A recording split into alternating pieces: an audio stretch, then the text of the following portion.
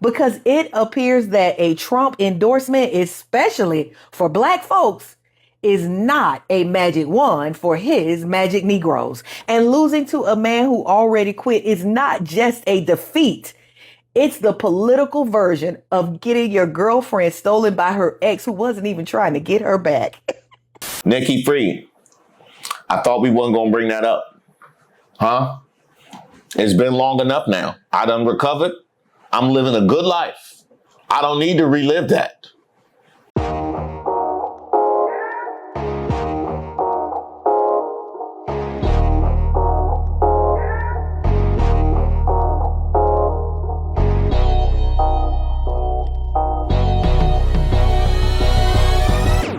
Shout out to all the subscribers and the members here on the channel. Don't forget to like the video, and salute to everybody supporting the channel over at thepeoplesgetup.com. I'm Reese Waters, and this is Who Raised Y'all, where we highlight those unique individuals going above and beyond to make society worse. Because a lot of them are very angry at Republicans, to be honest with you. Why is that? I don't know. I mean, they're angry at Republicans, but they're not angry at me. Interesting thing. Why? They're not angry at me, but they are angry at Republicans. You know, the kinds of people you'll see asking to speak to the manager at the pearly gates. I want to talk to the manager. Now, I realize at this point in 2026, it's got to be hard out here for a black MAGA. It really, really does. But I had no idea it was this bad. Talk about the American dream. Born and raised in Flint, Michigan, the birthplace of General Motors. Son of a father, a grandfather, a grandmother, an aunt, an uncle that all work for General Motors. Son of an educator. Protecting America, getting back to the fundamentals and the foundation that made us great in the beginning. That's what we're doing this cycle. The contrast is clear. The time is now. If you love America, make noise.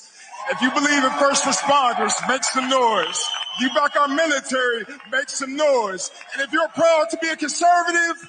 That was Donald Trump endorsing Amir Hassan, a black man, for Congress in Michigan. Didn't y'all tell me he was a racist though, right? Didn't y'all tell me that? He took the time out of his day to go to Michigan for a black man running for Congress as a Republican. But he's a racist, right? Right? You monkey brain are gonna completely just overlook this, right? Right? Because you're a stupid monkey, slave-minded liberal kid. What did he say? This is a sick Negro. That's right. That's right. Y'all said Trump's supposed to be racist. D.C. not even segregated. Washington, D.C. not even segregated. How about that? Huh? How about that? Hey, he got black suits in his closet. Huh? Huh? And I got it on good authority that he got several shoes that's black on the bottom. Huh? He got several shoes. Not one. He got several shoes that's black on the bottom. But he supposed to be racist, though. Y'all told me he was racist. It's in your blood. That's racist. Now, Black MAGA. I will give you this. He has indeed endorsed some black candidates. Has he not? Oh my God. Not to mention, there have been others he's endorsed that is work with police. You know what's so funny? I am with many police officers. So I'll give you, hey, I'm speaking. I am speaking. I am speaking.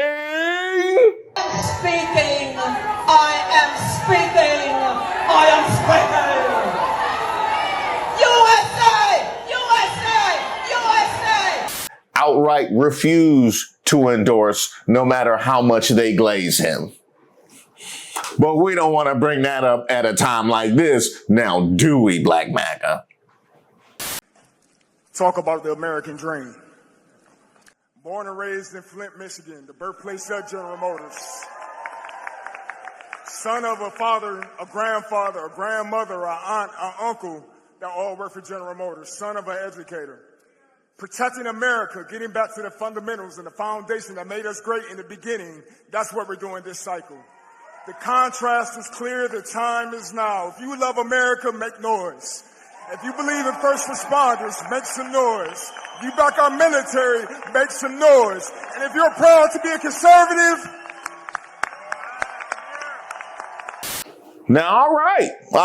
He hit all the bullet points. He hit the first responders. He hit the military. If you're proud to be a conservative, he hit all the red meat for you, MAGA. He hit all the red meat and had Trump right there.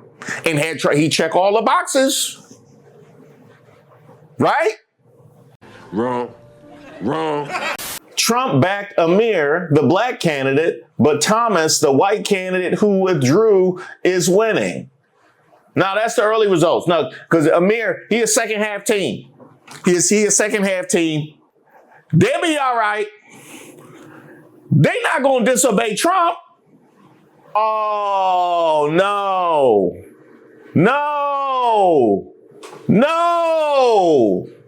Not Amir. They got Amir. Hey, I got a question. Why Thomas Smith don't got a picture? No, because normally when the people don't have a picture, they be on the bottom. They be wanting to be anonymous. You know what I mean? I think they call in to CNN, MSNBC, and Fox News. They be, hey, take my picture off there. I don't want to be on the bottom.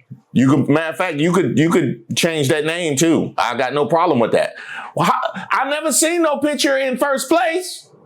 Imagine losing to a candidate who dropped out after being on stage with your cult leader. White folks told his black A to have several seats. You lost to a candidate that dropped out? No, because I said you was a second half team. They didn't even come out for the second half.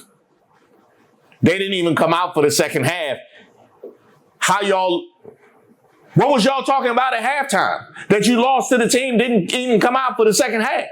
Trump suffers humiliating blow as his candidate loses to rival who quit his own campaign. The president's man lost despite his opponent ending his campaign halfway through the race.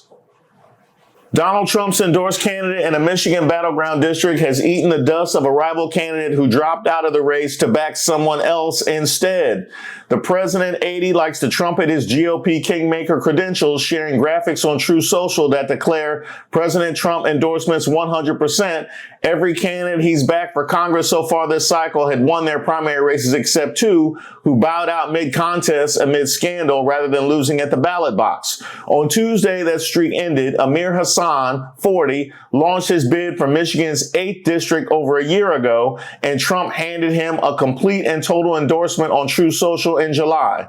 It did Hassan little good. The president's own supporters flooded that post with religious hate, claiming the candidate is Muslim, even though his own campaign site says that he's a Christian. So you mean to tell me that MAGA went with the racism under Trump's own post on True Social? Huh. Now, Black MAGA, I believe what you would want to delineate here is the racism of Trump versus the racism of MAGA. I know that's where you go, but that's MAGA though. That ain't Trump. I would like to ask you, who created that environment? I mean, True Social is literally his own social media site. Huh? It's literally his own social media. These are his people that he has brought to this place. That's what we got. And that's not to mention the fact that he had a brother that he could blame on ruining his streak. Huh? How about that? In the end, Thomas J. Smith, a retired General Motors engineer, took 50.4% of the vote to Hassan's 33.2%, according to the Associated Press. The outlet's Decision Desk HQ called the race late Tuesday, and Smith said he was humbled and honored that Republicans have chosen me. He could have added surprise into the mix. Smith had, in fact, walked away from the contest on July 17th. His name stayed on the ballot, even though he said he was suspending his bid to instead throw his weight behind another of Hassan's rivals, anti-abortion activist Al Limo, who wound up taking a 16.4% share of the vote. Now, Black Maga, when we told y'all about the weight that your skin color carries in a MAGA-rific world, y'all want to deny it. When we talk about the fact that they literally can roll out of bed and do nothing, and in their minds be more qualified than us, regardless of what we do, y'all want to deny it. But this man literally rolled out of bed. He literally rolled out of bed, and he had been there for 2+ weeks. What did it say? July 17th? He been kicking it since July 17th. Woke up, grabbed his breakfast, and there was a congressional seat on the side. It was just in his refrigerator. It was just in his refrigerator. When he got his breakfast, it was just a seat on the side that he had been campaigning for this entire time. Oh no, Amir Hassan, don't go nowhere. Don't go nowhere. No, because they gonna drag you. Oh, they gonna drag you. They're about to drag you. They're about to drag you. In these comments. In these comments. In these comments. Oh, they're about to drag you. Hey, they're about to drag you. In these comments. In these comments. Screenshots say whole thread on fire. You type too quick, now they all inspired. Refresh, reload, naming every line. You hit send once, now you're trending right. They about to drag you. Y'all, I feel like I have officially seen it all. Donald Trump endorsed this man, Amir Hassan.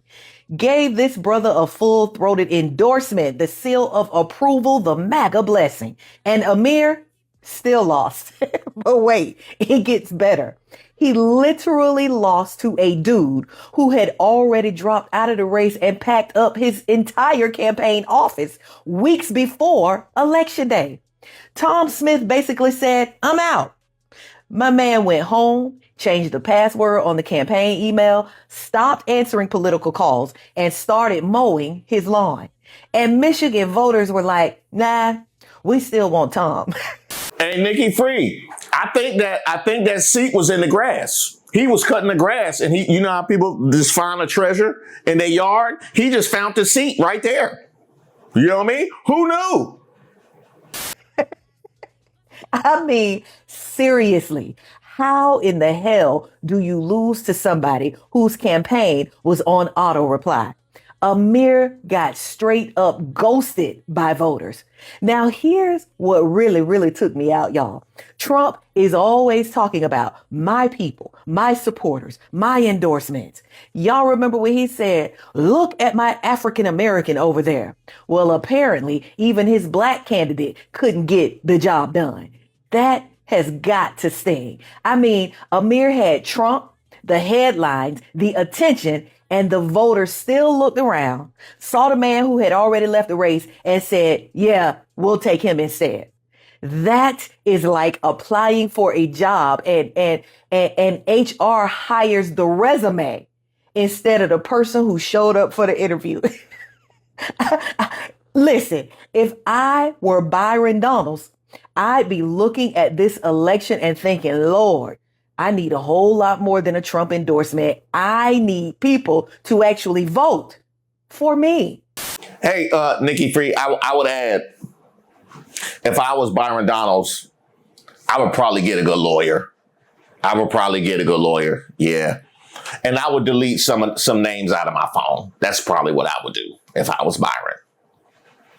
At a Tallahassee news conference, James Fishback claimed that his campaign ad had received information alleging that the DOJ is investigating Donalds in a case tied to Congressman Corey Mills. He presented text messages showing that the two were at the same resort on the same dates in question, and he said his legal team had independently verified that information.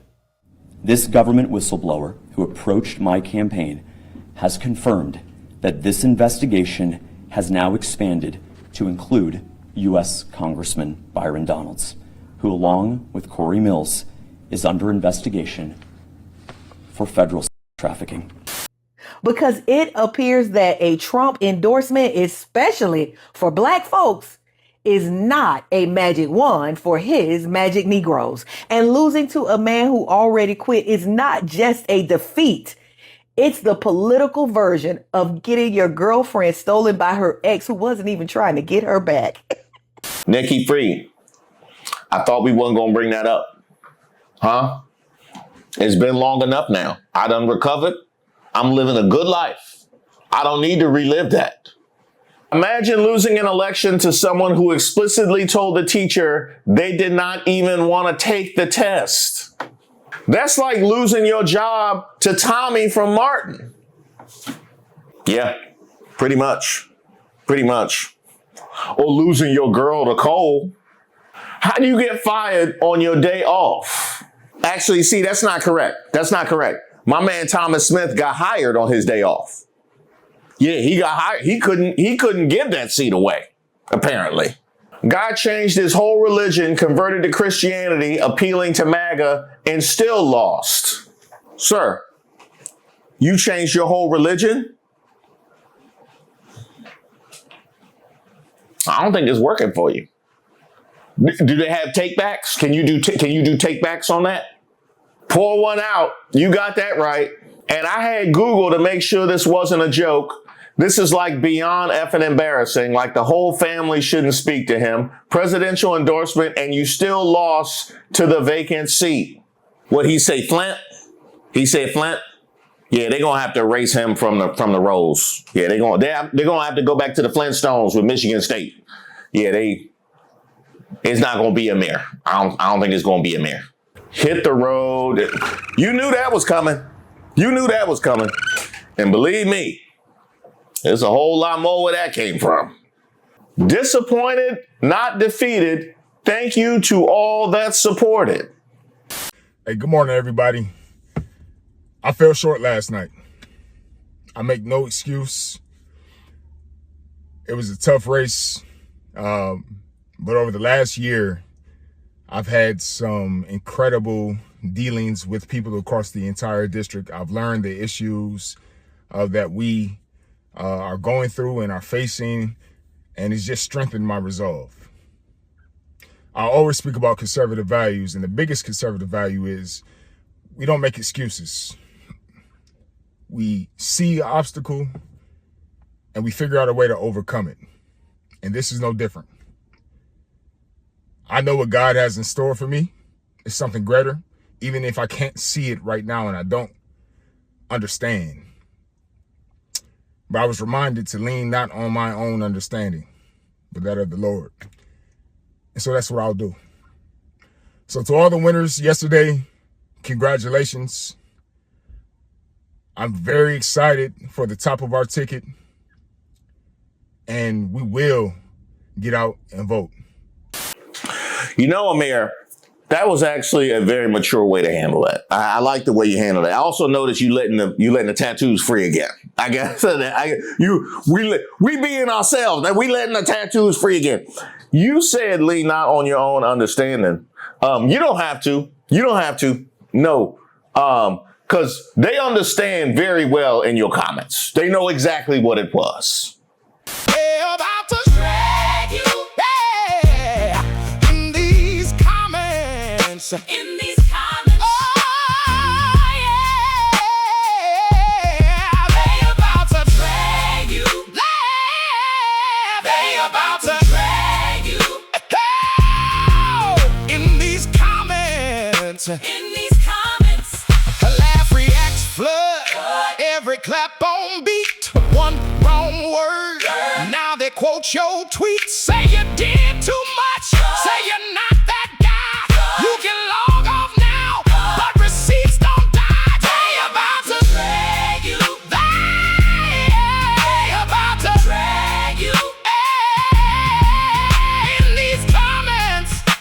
anytime you want to say those people aren't racist, I want you to remember that you lost to a man that stopped running because of your name. Selling out your soul to appeal to people who proven they hate you is some wild work. Congrats on playing yourself. Hope being the token for Trump was worth it.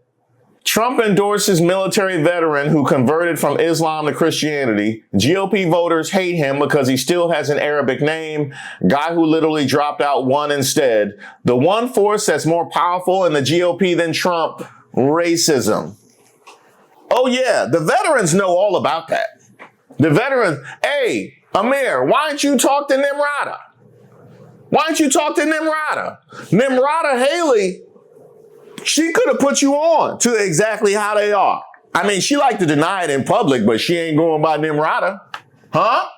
Neither is Cash App. Cash App. Cash App. Why y'all ain't tell Amir what was up? Huh? Hey, but Black Maga, you want to say they not racist though, but Nimrata and Cash App didn't tell Amir nothing. Huh? And by the way, that ain't the only time we saw this. Onlookers astonished as GOP governor tells Trump crowd to stop booing dead cop. They booed a dead cop. I wonder what would make him do a thing like that. The internet was stunned Wednesday after Nevada Governor Joe Lombardo had to tell a crowd of Trump supporters not to boo a fallen police officer. Lombardo was speaking in Las Vegas touting Trump accounts when he mentioned police officer Austin Abdelnabi, a Marine veteran who died following a shootout with a suspect on Tuesday. I know Pastor Tice spoke about Officer Abdelnabi a few moments ago. No, we're not booing him. He's the officer that passed away here recently. So, and I asked if we had a moment of silence, and he said we had not. So I would like your indulgence for a moment of silence for Officer Austin. Thank you. I like how we're not booing him the way a school teacher would talk to a child. Like, we don't treat people that way, Timmy, as a correction. We're not booing him like, hold on, man, you misread the script. How about that? How about that? How about that? We're not booing him. We're not booing him. We're not booing him.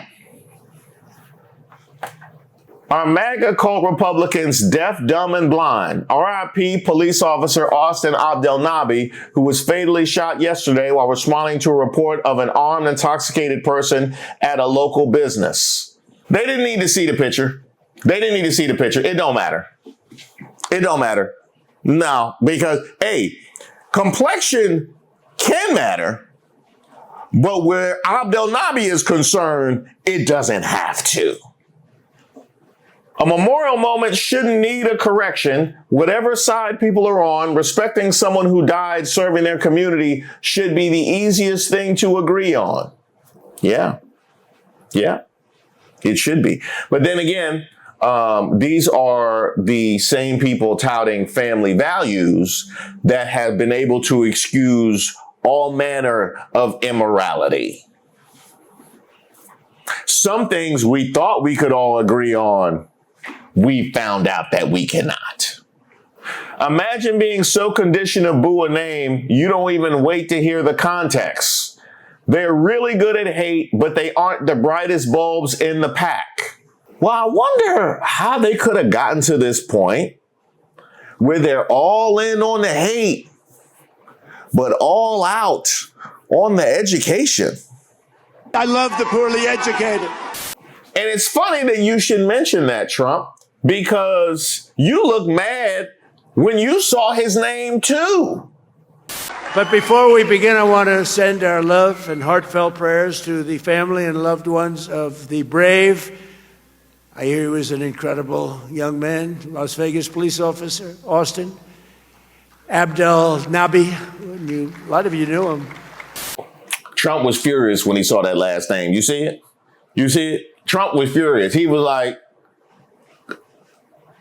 can we just go Austin? Can we just call him Austin? Is that a possibility?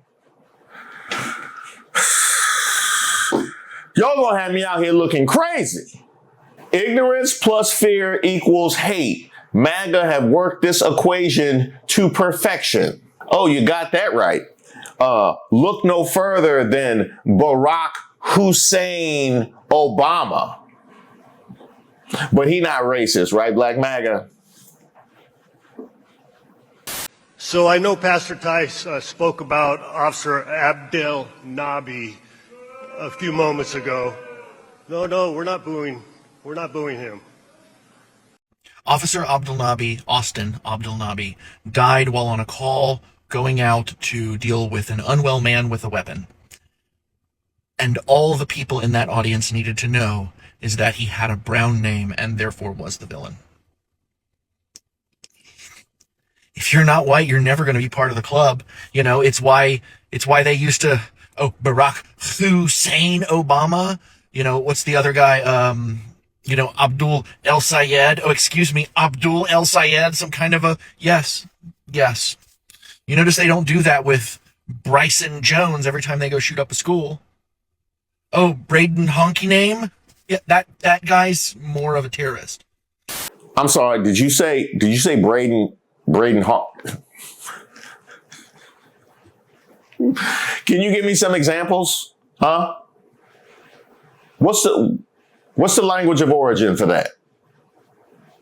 Like, I'm more worried about somebody named Braden Honky name than I am about anyone in this country named, Najib Abdul Salam. Like, I'm not worried about that guy. Like, I'm worried about white people anywhere from 14 to 65, reasonably speaking. And the fact that they heard his name and with no context knew he was the villain, felt it deep down in their insides. And that is such a brilliant point right there. They knew he was the villain by virtue of his name. We've been here so many times, MAGA. When you make it about these external factors, you completely cede that your perception is based on anything. Merit, character, literally anything. You just gave us all the information that he was the villain because of his name. So we know what your perception of the villain is based on. And it ain't acts. That's who they are. And he's like, no, you guys, you don't understand. He was one of the good ones. Like, not to them. There's no good one. And every time, I'm sorry to say it, like, again, I like maybe right message, wrong messenger, but every time I see a queer MAGA or a black MAGA person or like a brown MAGA person, it's like, what are you doing? Like, you're never going to be part of the club. Like, it's just giving like intentional edgelord contrarian vibes. A cop that died in the line of duty, they were booing his name because he was already the bad guy. Ooh, I love that. You will never be part of the... Hey, Black MAGA, don't go nowhere. Don't go nowhere. Huh? And by the way, y'all ain't the only ones. Oh, no. Why aren't they booing Dr. Oz every day? Is he the right kind of Muslim? Huh? Is he the right kind of Muslim? I guess until a nameless, faceless alternative presents itself. Ain't that right, Amir? Ain't that right? Hate so strong, they don't even know what they're hating. And that is a pretty profound point as well, because it's no coincidence that this hate rises alongside rampant disinformation and a voting populace completely devoid of actual, factual, useful information. And that's how we get to this point. People with 6 teeth defending people with 8 yachts. It's one of the greatest political achievements in modern history. I will give him that. Hey, MAGA. No, because y'all like to say we hate Trump. Y'all like to say we hate. I'm giving him some credit. How about that? It's the same as y'all said he wasn't racist because he brought Amir up. Y'all say that I'm giving him credit. Huh? Congratulations. I want to thank you guys so much for watching the video. And I know we spent a lot of time here talking about what's broken, and let's be honest, with good reason, because there's plenty to fix. But I wanted to pivot for a second and show some love, because I wanted to send a real sincere shout out to all the allies out there, the people that actually show up, the ones who deserve credit for the assist. Because let's be real, standing up for civil rights and equality when it isn't automatically your fight takes something special. It's easy to care about an issue when your own house is on fire. It's an entirely different thing to see smoke across town, grab a bucket and run towards it just because you know somebody over there needs help. And if you look back at every major moment in the fight for equality and civil rights, not just in America, but worldwide, the movement gained unstoppable momentum when the room stopped looking like the people who were being oppressed. When freedom riders got on those buses in 1961, it wasn't just black kids from the South. It was young white students from the Midwest who said, if you're going to beat them for trying to sit down, you're going to have to beat me too. That's the core of it. True civil rights work requires people willing to leverage whatever privilege, whatever seat at the table, or whatever microphone they have, not to speak over the people fighting, but to block the door when somebody tries to shut them out. Because here's the secret. Systemic unfairness relies on a quiet agreement. It relies on folks in the middle saying, well, it don't affect me, so I'm just going to stay out of it. But when allies step up, that quiet agreement breaks down. It forces the system to look at itself in the mirror. So to every ally who uses their platform, their vote, or even just their voice at the dinner table to challenge bigotry when no one else is looking, thank you. Seriously, you don't always get the big round of applause, but that quiet, consistent presence is what actually bends the moral arc of history. And look, I think about this from both sides, because while I appreciate everyone standing alongside my community, I'm also constantly asking myself, how am I showing up for everybody else? Being an ally isn't a title you just give yourself and frame on the wall like a diploma. It's an everyday practice. Am I stepping up for women? Am I stepping up for the LGBTQ plus community with that same energy? Am I listening to indigenous voices, advocating for religious minorities, and making space for disability rights? Because the moment I start thinking civil rights is only about my lane, I've missed the entire point. None of us are truly free until all of us are. So this is a note of gratitude, but it's also a challenge to keep going. For all of us, keep listening when it's uncomfortable. Keep learning. Keep locking arms. And to everyone doing the work, seen or unseen, we see you. We appreciate you. And we're in this together.